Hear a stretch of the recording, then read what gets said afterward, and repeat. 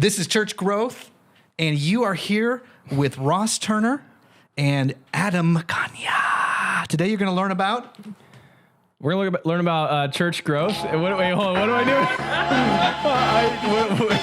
Did you guys hear that? I'm scared. This is Church Growth with Vibrant Agency.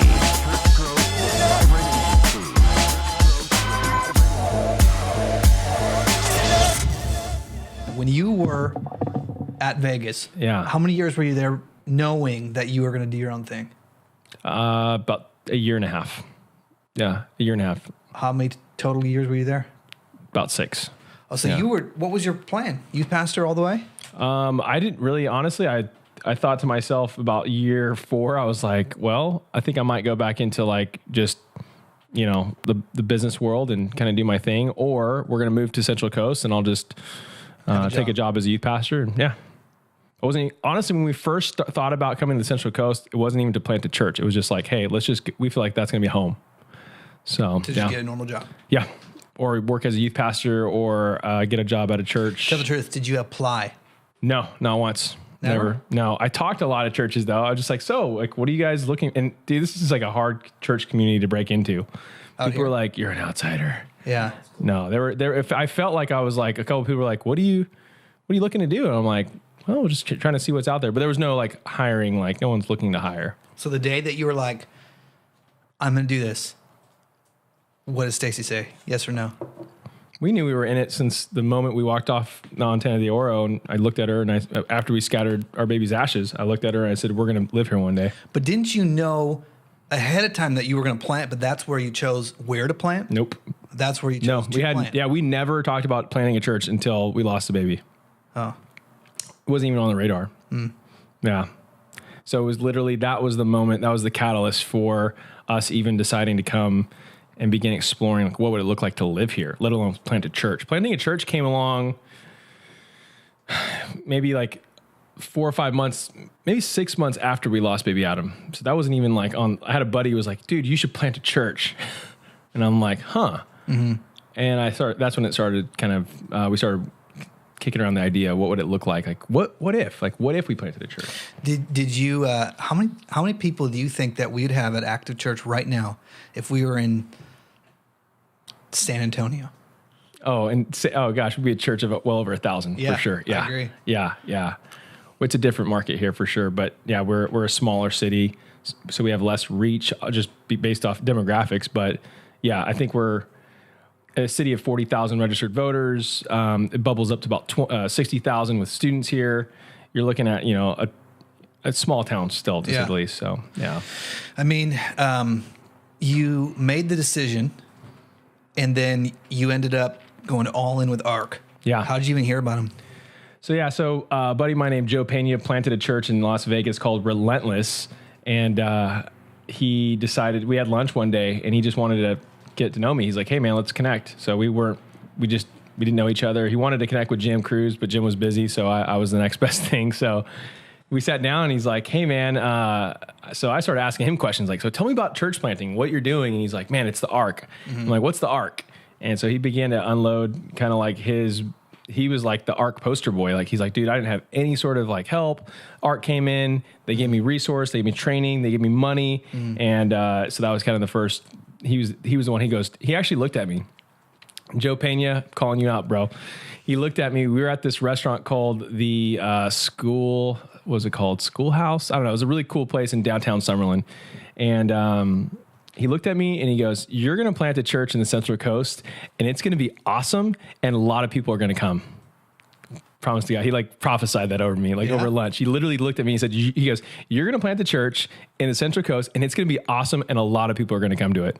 Nice. And I giggled, but like, see, when someone calls out something in your life and you kind of like, and I'm like, that was the first time I thought about me being the lead pastor of a church plant. Do grown men say giggled very often? I don't say giggle as much as I like to say. It's a fun word. Giggle. Oh Lord. Oh, giggle. Hashtag giggler. Hashtag giggler. Hey, remind me of this.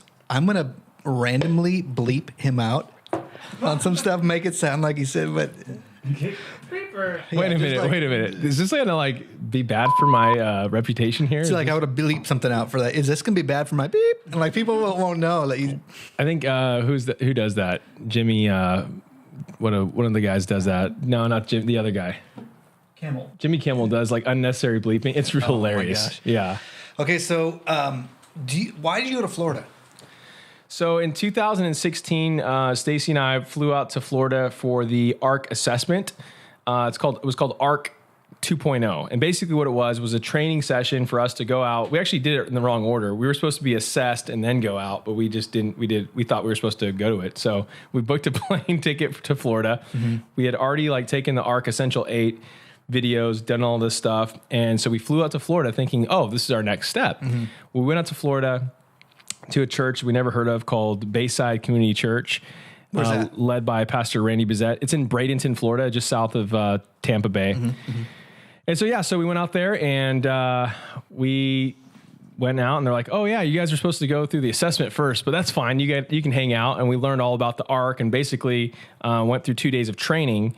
And that was February of 2016. Mm-hmm. And so the whole plan was we were going to go to Elevation Church. We had already got accepted to this like 2K2, basically a paid internship through Elevation. I didn't know that. Yeah. We were going to go there. We wanted to learn culture. We both, in 2015, Stacy and I went to the ARC conference for the very first time. We both heard that we both wrote down 6 months at a life-giving church. We were on staff at VBF. We didn't know what that meant. We're like, well, I guess we're supposed to go spend 6 months at a church. So we narrowed it down to 3 churches: Life Church, North Point Church at Andy Stanley's church, or Elevation, just to learn culture, to learn not necessarily systems, but more culture, how to build a healthy culture. Yeah. So North Point and Life Church were out of the question. They weren't really accepting that. And then Elevation opened up. And so we took that opportunity to apply, and they said yes. But we knew it was more of a track for people they wanted to like hire. It was a leadership pipeline. But it was a 6-month internship. So we're like, cool, we're going to do that. Mm-hmm. So we went out to Florida. I'm at the last day of training. They invited a bunch of people to go on this cruise. And we're like, why are we going on a cruise? And they're like, oh, you're part of the Cool Kids Club. So I said, all right, sweet. Free dinner. And so basically it was a coaching network led by Pastor Randy Bizette. Mm-hmm. And they took about 25 pastors and their wives on this really cool boat. And at the end of the night, I met Randy and he says, so what's your story, man? I told my story and I go, I'm going out to Elevation in June. And he goes, Ella, what? And I'm going, Stephen Furtick. And he says, Stephen who? And I said, shut up, man. He goes, oh, I'm just messing with you. I love Stephen. He's a good kid. Mm-hmm. We love Stephen. But he goes, why don't you he goes, does your wife love you?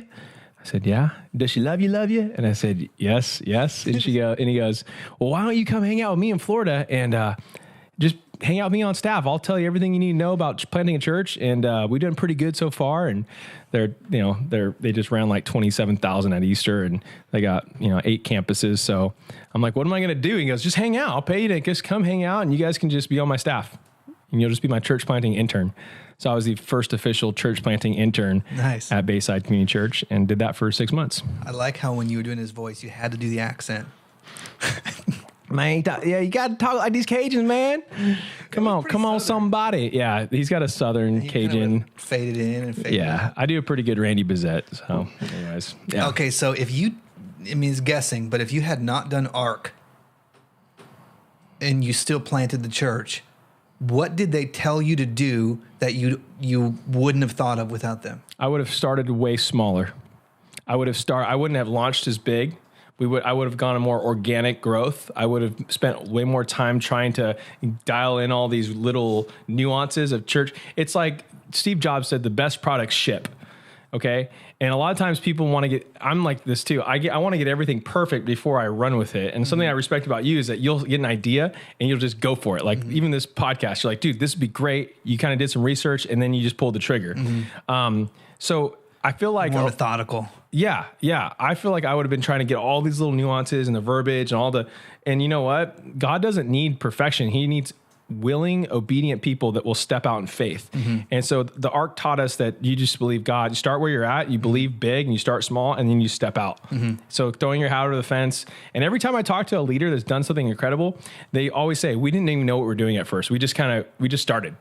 And I think the Ark taught us just to get going, just to start and go hard. Okay. Don't wait for something to happen. God's already called you to do it. You don't need a rainbow and a sign from God in the sky to say, do it. You just need to go and grind, and God's in it. So what's the map timeline that you did from maybe a year out? Yeah. We decide we're launching on September. What was the date? 14? September 17th. 17th. And now it's September 17th, a year prior. Yep. What is the timeline that you did? So pretty much summer of 2016, we were in Florida. We moved there in July. We were there till Christmas. We moved at December 23rd, we landed in California. So December 23rd, 2016, we came back. So we were there for 6 months. And then January 1, we moved to San Luis Obispo. So now you're talking, 9 months out? Okay. So from 9 months out, we just kind of got to know the lay of the land. We started going to parks, started hanging out, got our kids signed up for school, or my daughter at least. And then just started connecting with people. Literally, we had our first, we didn't have our first interest party till March. So we just started hanging out with people, connecting, having dinner. I went to the coffee shop every single day. And all I was trying to do was build awareness to tell as many people every single day. Like, I wanted to tell at least 5 people, I'm planting a church.